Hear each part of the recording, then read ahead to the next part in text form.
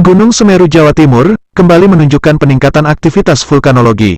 Gunung setinggi 3.676 meter di atas permukaan laut itu mengeluarkan awan panas guguran dengan jarak luncur sejauh sekitar 4,5 km. Sabtu, tanggal 16 Januari tahun 2021, sekitar pukul 17.24 waktu Indonesia Barat.